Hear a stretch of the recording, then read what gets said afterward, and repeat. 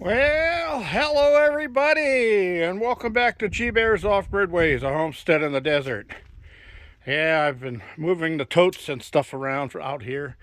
We got monsoonal clouds building all the way around, full circle, but clear skies directly above me. So anyway, the rain caused the termites and the flying ants to erupt out of the ground and start swarming. And the difference is the termites have kind of a reddish brown body, and they fly. The flying ants have wings, but the wings are only so they can catch a breeze and fly on the breeze or glide on the breeze or on the wind until it stops and drops them. And then they form a new colony wherever they are. And 1 out of every 10 of the flying ants that comes up out of the ground is a queen. So they all end up with queens and a whole bunch of new colonies. So I'll be going around and looking for those as they start forming. And I'll be treating them with Dawn dishwashing liquid and hot water. And try to cut down on the amount of them, because they are a pain in the neck. So anyway, I'm out here, and I did start doing some cleanup here. I left the 2x6s there and the holes in the ground so you can see where the legs had sunk in the mud. So what I think I'm going to do is use my fence post auger, and where the legs go, I'm going to drill down till I hit the caliche, which might be about 30 inches or so. And then I'll use concrete and rocks, and good softball sized rocks. And I'll put a little concrete, a couple of rocks, some concrete, some rocks, so forth and so on, until I fill the hole up. And then the 2x6s will be sitting on a pylon of concrete in the ground that goes all the way down to cliche, so it won't sink anymore on me that way. So that's my plan. That's a termite right there. So that's an ant. But yeah, see, he's got a red back end and his wings, but he only has one wing there, so his wings are falling off too. Anyway, that's what I've been doing. Here's the manifold pipes, and I'm going to try something that I've watched on YouTube a few times and see if it works. They use a blowtorch, and they heat this broken piece from the inside until it's pliable and soft. And then the guy grabs it with a pair of pliers and a screwdriver, sticks it in there and breaks it free, and then just kind of twists it right out of there and saves this fitting. So all I have to do is do that here, and if it works there, then I'll do it here, and I'll just replace the section of pipe I need to go in between those two. Now on the other one, the other part where it broke, going to be a little bit more difficult, because that's where I did all the reduction to go down to the size I needed for my pump connection.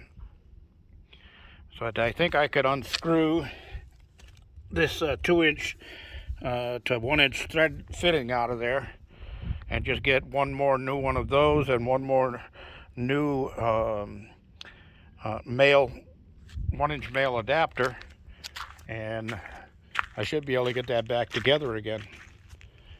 So yeah, I've been out here hauling these things around and giving them a good jolt and a good pull. Now this one looks like it took some major damage when it hit the ground, so that's pretty interesting. I'll have to see if it fits back into place.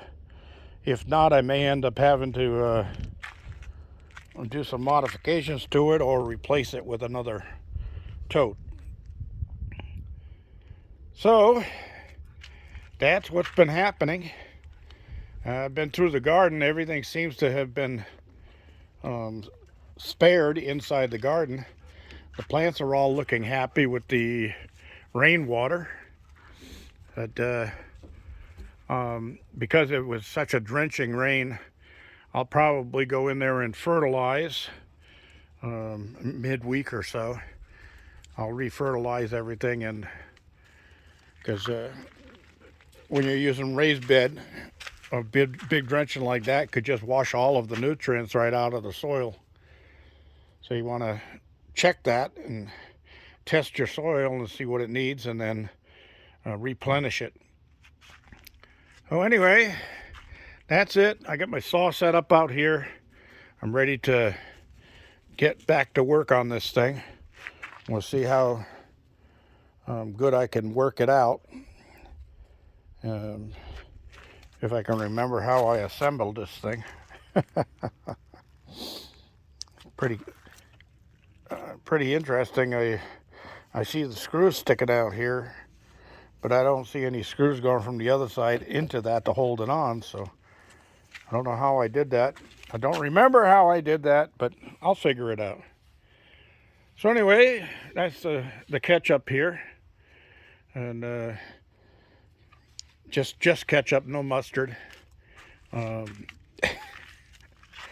know I come up with this stuff. I don't know where it pops into my head, but it does. Well, that looks like that might drop some rain over there, and looks like it's dropping rain up there against the mountain. So who knows?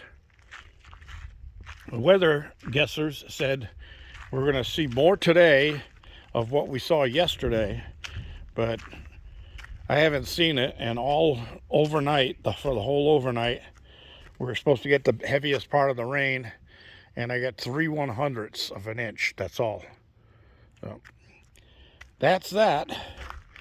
I'm going to head up and close the garage, and I'm going to show you something else that I worked on today. And it didn't really work hard on it, but I've had it for quite a while. I had them for quite a while. I gave one to my neighbor Letty, and I had the other two here.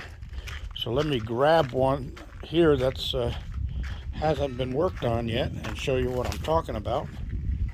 Oh, I got water in here. Cool, I can use that to water some plants. Oh, actually there's two of them here.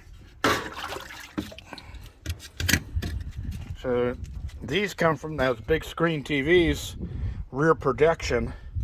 This is the yellow one, as you can see. Then they have red, green, and blue. And with those colors in the background, the computer board tells it which colors to project, and it mixes colors just like you would on a paint palette. And you can mix red and blue and make green and so forth like that. So I took one of these inside. They have three glass lenses put together inside of there. So as they are on there, it doesn't really work like a magnifier. So here's the casing of one I cut open, and what came out of it is